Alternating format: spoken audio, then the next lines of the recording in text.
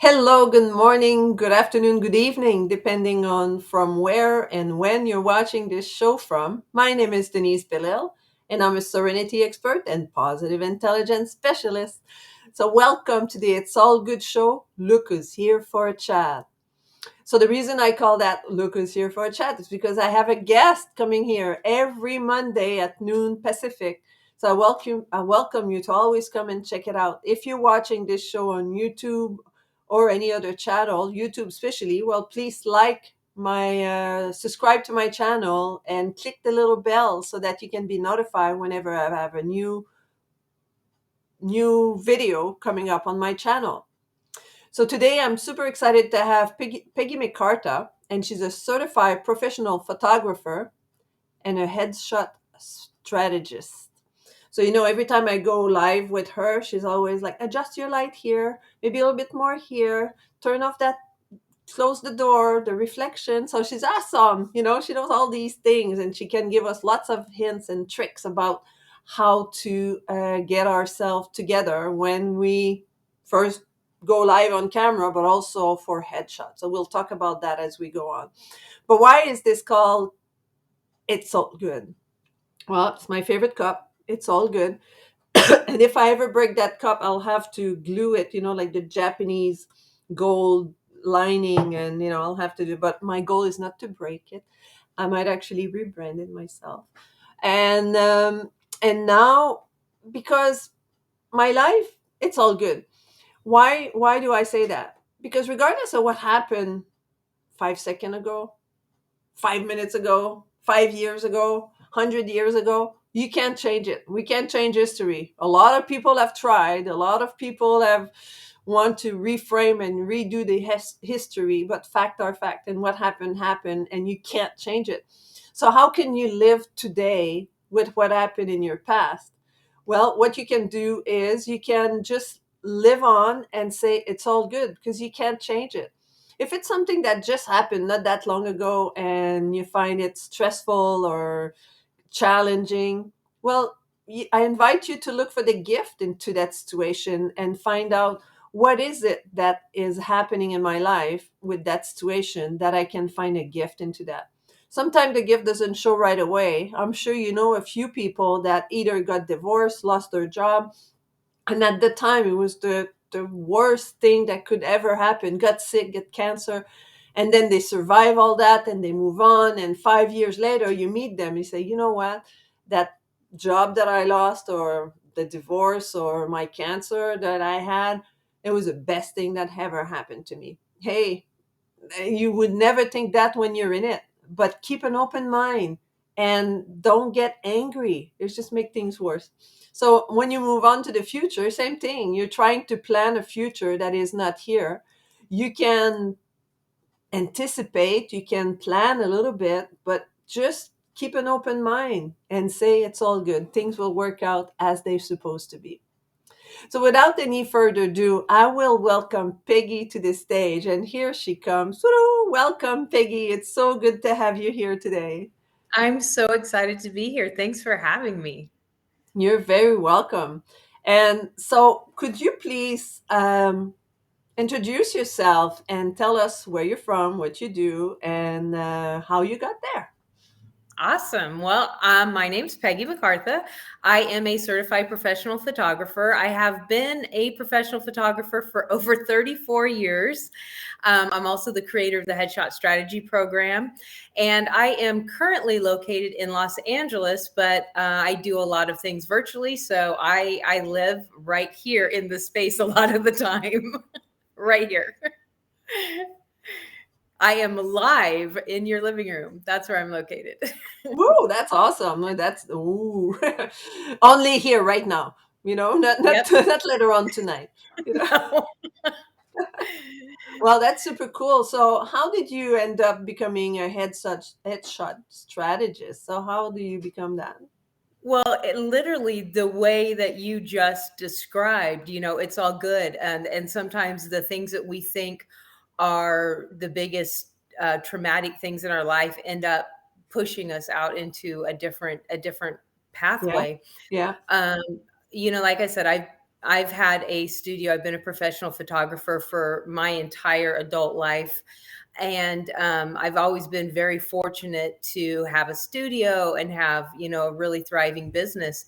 And I always spend the time when I get you into my studio talking to you, figuring out what you need and, doing all those things. And then kind of as we're going, making that happen.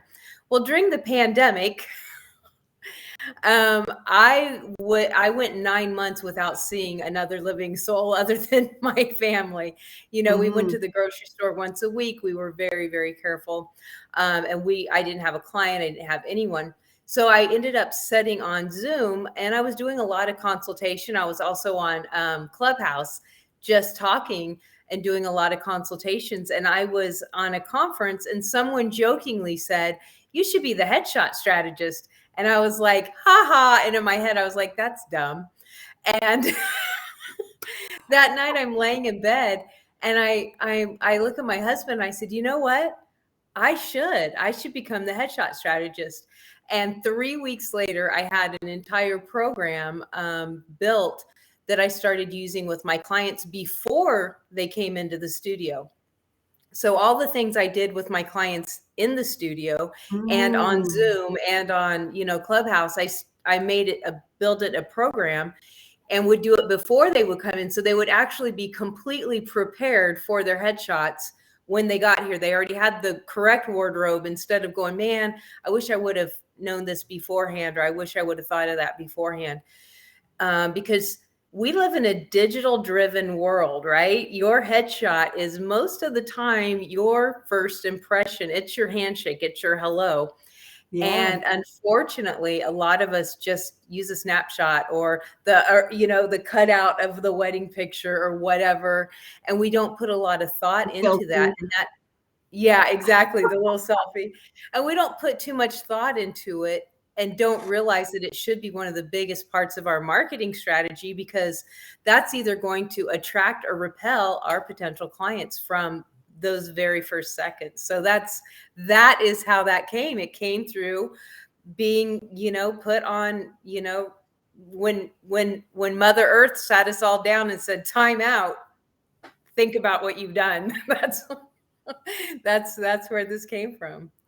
Wow, that's really cool because initially, like when people said it to you, and that's something to keep an open mind, right? When people talk to you and give you tidbits of advice, often we tend to, whatever, like we don't see ourselves as other people sees us. These Right. people that give you that advice value the information you were sharing with them, and they felt that, yeah, you're awesome, the step by step that what needs to be done. And so it's important to take advice of other people, yes, sometimes with a grain of salt, but sometimes the view of other people is very important. I was talking to a friend earlier this morning, and she said, she's like, you don't always realize how other people view you. Like sometimes people may be rude to you or you think they're snappy to you, but it's really they're insecure because they see you as such a presence and such a figure. And I never thought of that before. I never thought of like if someone is rude to me or how I take like not, that maybe that's their insecurities coming out. And I think that's perfect what you just said. Listen to how other people see you, because a lot of times we're just living our life. We don't think about, the things that are we're our genius, our level of genius is just what we do. It's just Monday morning, Yeah. it doesn't really it's not something that comes to us as a struggle, but it may come to you as the hardest thing in the world, and I'm like, oh yeah, that's nothing. And we don't realize that that's such a gift that we possess, that our talents are such a gift to others, Yeah, yeah, well, for sure. And I see that you said that you also work with people with marketing. So how can you help them from the headshot to the marketing? So what's the link between them? Well, it started off. I primarily in my photography business. I primarily work with actors. I do actor headshots, Okay. and so I've spent the last 8 years like studying what makes an effective headshot, because an actor will come and say, "I need a headshot that pops. I need a headshot that stands out." Well, what does that mean? It's like, what is that? So I spent years and years really talking to casting, talking to agents, talking to managers, trying to figure out what this magic formula is. And of course, there isn't one. Um, but I think the one thing that was always the bottom line is, does your image portray an emotion that you're trying to portray?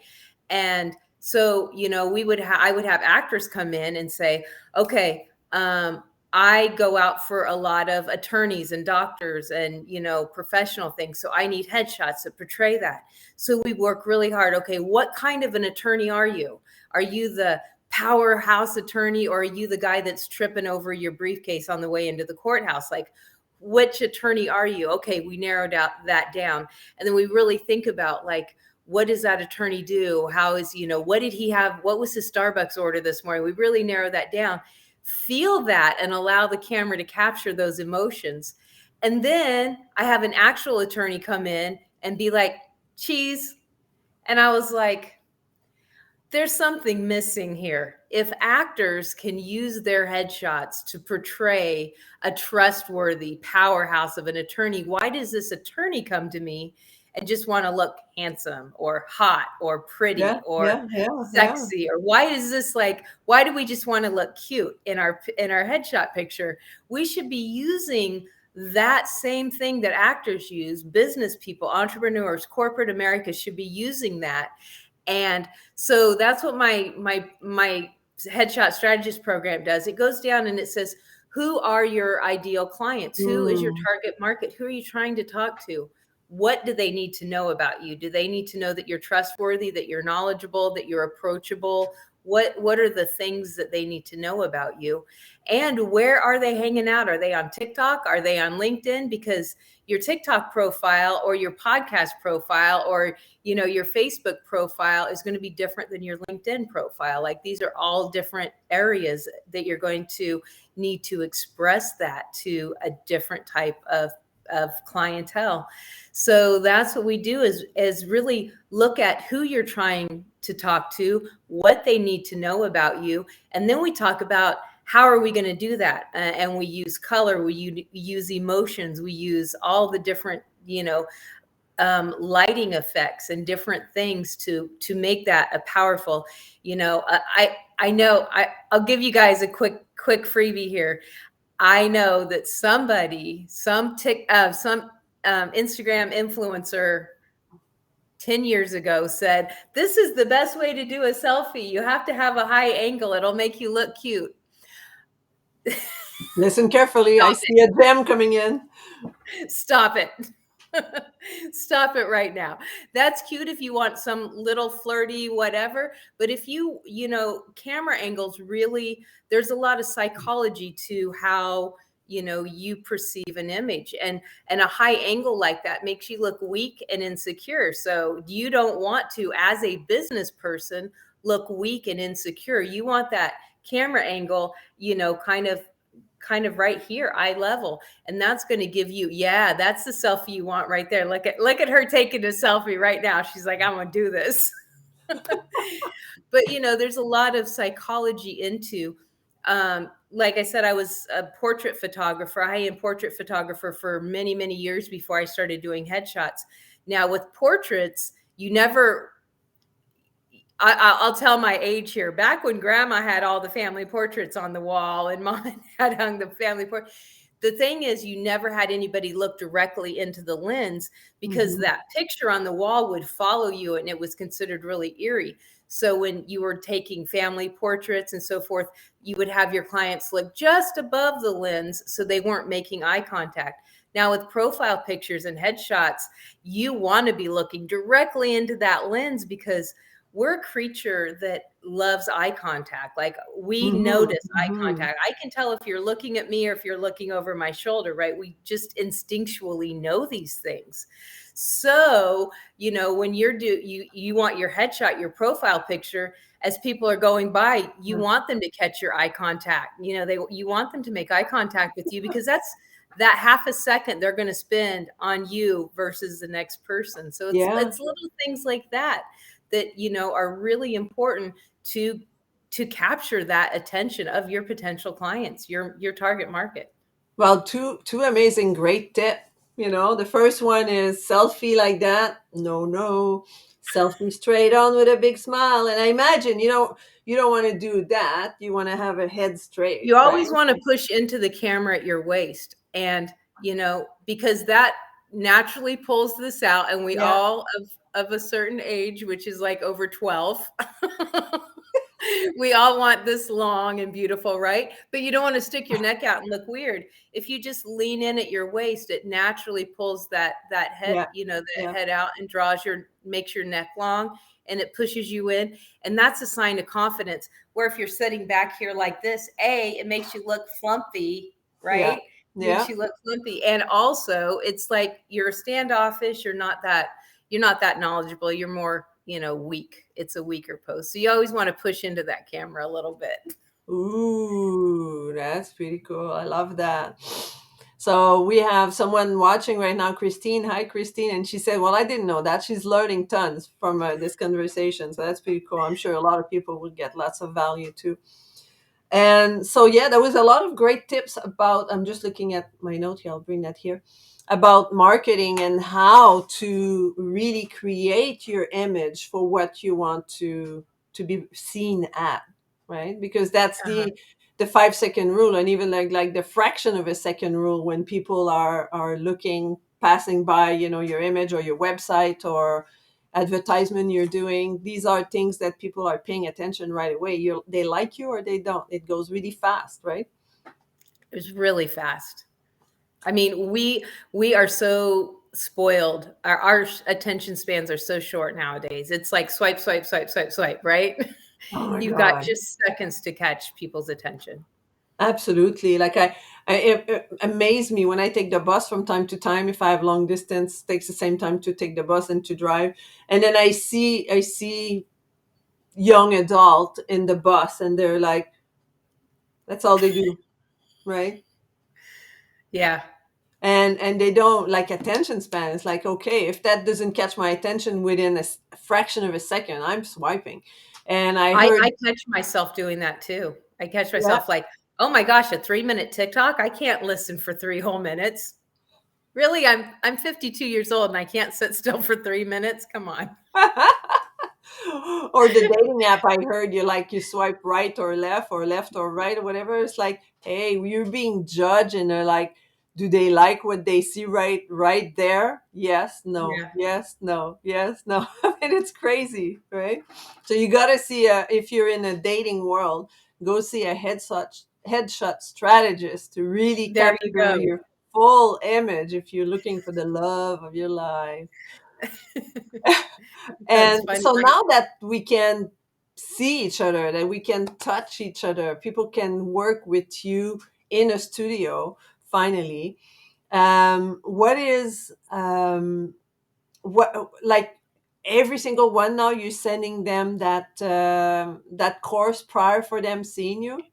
Every single person. I won't take your headshots unless you've gone through the headshot strategy program, because when I first started it, I did it a couple times and then I had somebody come in and I was kind of like, if you want to do this, and then I had somebody come in and I was like, oh no, it was so much work in the studio.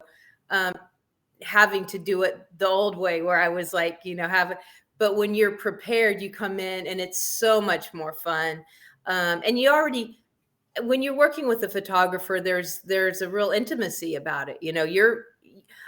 I will know all of your insecurities in a matter of seconds. Trust me. Like I can tell, you're, because of the way you hold your body, the things you say, the way you hide your one side or the other from me. I'm like, what are you hiding over there? somebody's probably lied to you. Let me fix that. Yeah, yeah. People have this, and it could be something as silly as, when you were 3, your mom said, "Don't smile with your teeth. You have an ugly smile." And then you're all of a sudden you're 30 and you still don't smile with your teeth because your mom, moms are brutal. And I'm a mom. I'm sure I've caused so Ruin your much trauma kids. for my Yeah. own children, but it's those things that stick with you for years and years. And a Absolutely. lot of the things aren't even true. It's maybe it was a bad camera angle, and that's why all you think, oh, my left side's my good side or my bad side or whatever. But it's not always necessarily even the truth. It's just nobody's photographed you correctly. But Mm. yeah, so it is fun, and it's also allowed me to do this program with people all over the world so that they're equipped to go to their own photographers and still know what they want and really be confident and know how to communicate with the photographer so that they're able to get stuff. Even if they're not local to LA, I'm still able. I have people I've worked with in London, in Australia. It's really opened up the world. It's really been fun. Nice, nice. That's fantastic. And that remind me, like yesterday, I had a dinner with. It was my birthday last week, so I've had. I think yesterday was my last birthday dinner. So You should there have might at be least more 12, coming, right? right? Yeah, I'm loved. I'm loved. And then a lady with who I had dinner with last night, she always put her hair in a ponytail, right? And she has I to the point that I didn't even realize that her hair were that long, right? Uh-huh. Like it's always in the back. It's very thin, and she always put it in the back. And then at some point, she took her thing out and sprayed it. I said, "Wow!" I said, "You look awesome with your hair down." Like she was saying, "Oh, I'm getting it cut." I said, "Don't get it cut too short. You look good with longer hair." And then I said, "Put your hair in front and then let me take a picture." And then she was trying to move it. I said, "No, don't move it. You look great this way." So I took a picture and then I showed her, and then she said, "Oh." And I was like, "No, you don't look like that. It's beautiful. Of course, you don't have the makeup. She didn't come with makeup and stuff, but like your hair looks beautiful and it's a great picture." And Yeah. what I found, it's important for people to learn to love themselves, how they see, because that's how people see you, no matter no whatever you change, that's what people see. And then it's important that you appreciate that, because I feel that the more you love yourself, not becoming narcissistic, right, but loving yourself, loving what you look like, and looking at yourself in the mirror and say, "Hey, you're beautiful, you're awesome, beautiful person." And that will help you having being a better subject for being taken in photography, right? I imagine. Because the camera's job is to capture your emotions. The camera is Yeah. going to capture your emotions.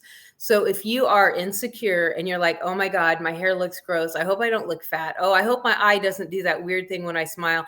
I hope that one tooth that's crooked doesn't show." Like if you got all these things going on in your head, guess what?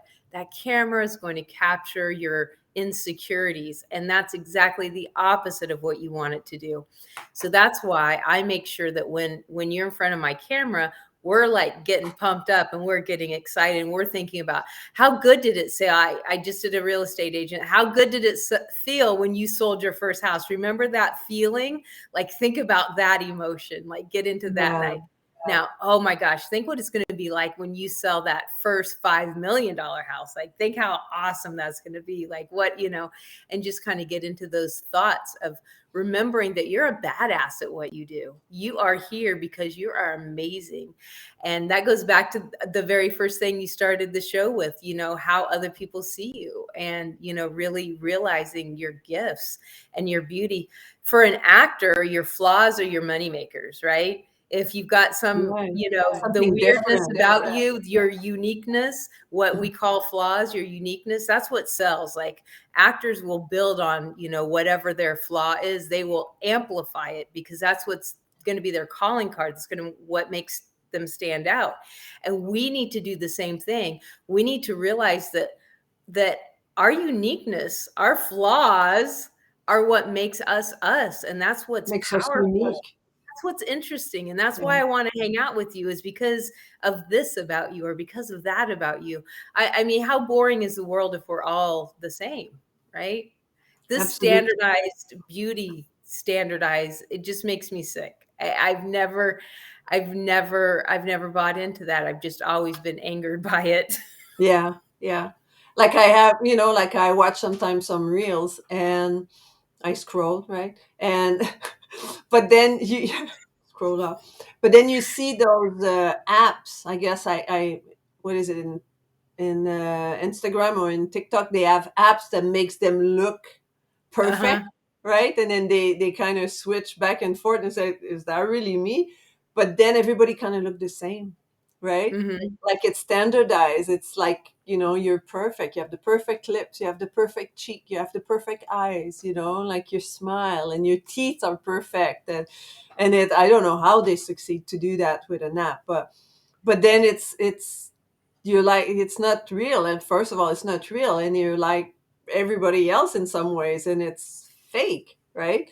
But I can understand that a headshot for a professional and not so much an actor, if let's say you have a scar here, right? But you might want to cover it or not, but when people see you live, are you always covering it? Where does that scarf come from? And the scar is not going to get you the client, right? Or the job or whatever. So it's important to really love ourselves for who we are and as we show up. My daughter had a light fixture fall when she was 10 years old, and slice her right here, and she had this scar, you know, and it was funny because I, you see her every day and you never saw the You don't see scar, it and anymore. somebody would mention it once in a while, and you go, oh yeah, that's a really cool story. Like, there's a story behind it, and it's like, Yeah. and she lived, and that was the quickest we ever got in and out of an emergency room, because when you bring a 10-year-old in with a bloody towel over their face, they get right to you.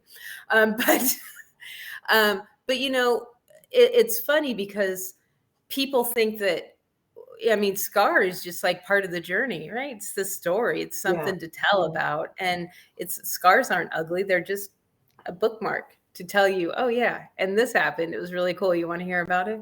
But my rule of thumb for retouching is, if you can cover it up with makeup, or if it's temporary, like if you have a blemish, that blemish isn't always there, right? I mean, Yeah, exact, you exact. know, fix that. No problem. Your hair did some little weird thing. Sure, we can fix that. But if it's something that's why fix it? Yeah. Embrace it, love it, And I Mhm. soften lines and I soften wrinkles, but I never take them away, because you know what? Humans have lines and wrinkles. Yeah. It's okay. And it looks so weird when people take all the lines and all the wrinkles out. It's like, did they just dip their face in a thing of, Botox? Like, it's just weird.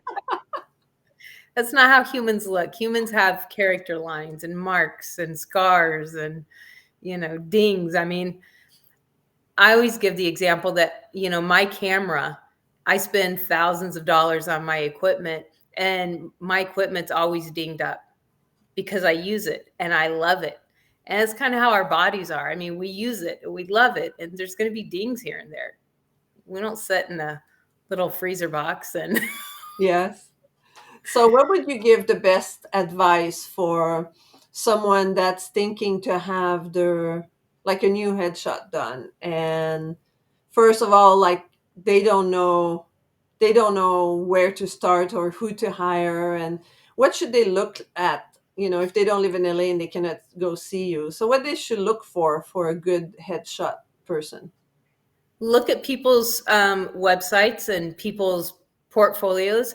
If you only see pretty people on their portfolios, I always think that's a red flag.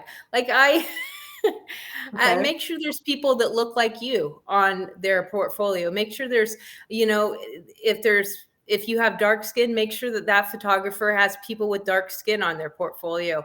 If you're a redhead with very, very pale Wrinkles. skin or, really pale skin, make sure there's something that represents that, because not every photographer knows how to handle different um, skin tones. So Skin make sure tones, that there's yeah. people in their portfolio that look like you, and make sure that you have a conversation with the photographer. If the photographer won't take 5 minutes to talk to you and wants to do everything, like, I'm very automated. You can schedule on my calendar, blah, blah, blah, but you have to talk to me before we do this. The reason is, if you don't like me before you get into the studio, you're going to hate me by the time you're done. That's why, I do podcasts. I have lots of videos and stuff, because if you don't like my personality now, you're going to hate me by the time you spend an hour of me saying, and turn here and look here. If you Yeah. don't think my jokes are funny now, I'll annoy the heck out of you in the studio. And that shows up in the picture too, right? And You it's don't going to want show that. up. Yeah, but you've got to make sure. So if you have a photographer that won't even take a 5-minute call with you, that's a red flag. Like, you should have like a quick, like, know that you can talk to this person and know that they're real, and ask them, are these pictures that you took of actual clients on your portfolio? Because there's a thing that people don't realize.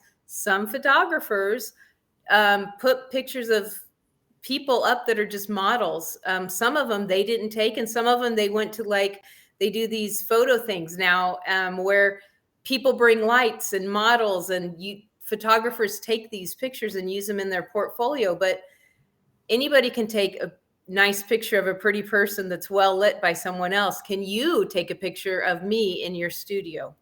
So these are things. Make sure that, hey, is this actually your work from your paying clients? Like, that's a question that you can ask a photographer.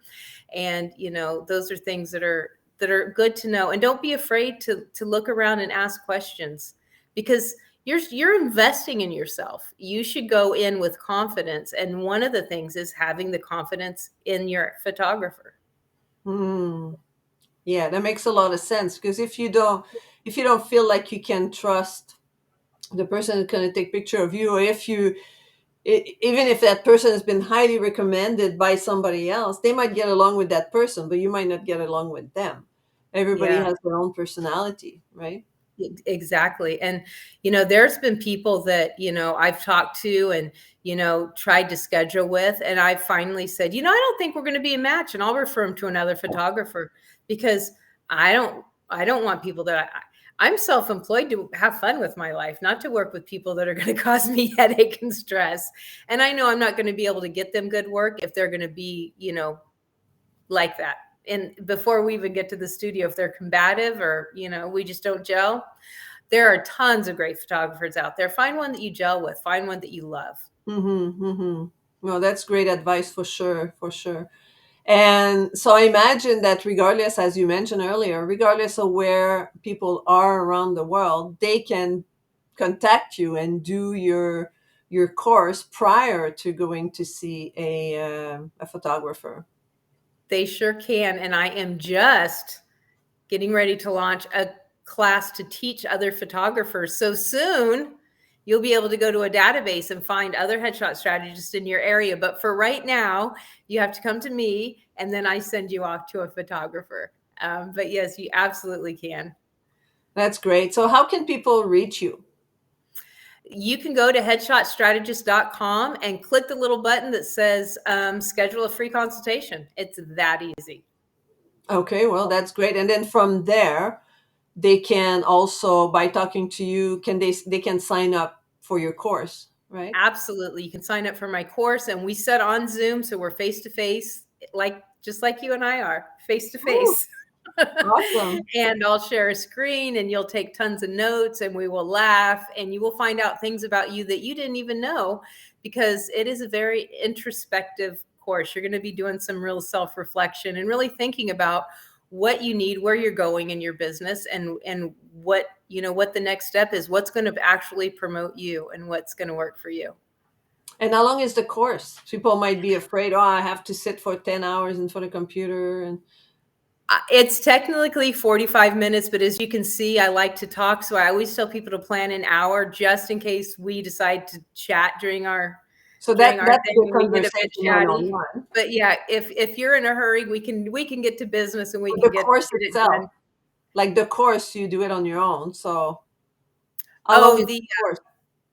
for photographers, No, for the headshot before. strategy. Nope, the headshot strategist. They sit down with me, and Oh, it's about a okay. 45-minute. Yep, Oh, and I I get it. lead you through it, and I help you figure. I help you identify what you need. I help you identify what colors are going to help you achieve that. I help you identify, what wardrobe is going to most accomplish, Oh, now I reaching get out it. to your clients, and I help you achieve all that. But we do that one-on-one on a Zoom Oh, call. that's fabulous. It's even Mhm. better than watching videos and do it on your own. So that's wow, that's a plus value for sure. Because they can, let's say they can log in their computer, but then they can log in on their phone. Okay, let's walk to my wardrobe, Yeah. and then they can show you what they have in their wardrobe. What do you think of Yep. that? What do you think of that? Yep. And then you can do that Yes. before they go see, if they Before you live go see your in other Canada, photographer, if you're like not, South yeah, if you're in Africa. Yeah. Canada or South Africa or, wherever you are, you can, have this so you know exactly what, and I also help you know how to communicate with photographers so that you don't come in saying, I want you to do this, and the photographer's like, who's this headshots by Peggy lady? But so I teach you how to communicate effectively with your photographer so that they can understand what you want and they can better get it for you. Wow, this is great value for sure. So I will share your website with people, and then you offer a free consultation to talk about their headshot, right? Which is the big part of their Yep. marketing. Yep. Schedule a free consultation and we'll talk about it and see if how I can help you get effective headshots that are one of the biggest parts of your marketing strategy. Wow, that's super cool.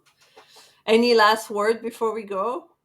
Well, I'm just so excited to be here. Thanks. I don't know if your viewers know that I like hanging out with you just in general. Like, this is our Zoom hangout area. It's all good, folks. Thanks for having me on, and thanks for thinking of me. And I appreciate the time chatting with you. Well, thank you so much. I really appreciate you taking the time to being here, and I'll be right back with you. And stay there. I'll be back. I'll go say goodbye to everyone. Wow, that was awesome. I hope you get great value out of this, because there was a full things that I never thought of. Even though I've talked to Peggy several times before, there's a lot of things that I'll change the way I take my selfie from now on. I'll lean forward and say, "Hey, hey," and take my selfie, because it's don't do that. It's like, okay. So much. So rewatch this episode if you just came in towards the end, because there's a lot of amazing information in this show that we all online. We're all here. That's why you're watching me, because you're online.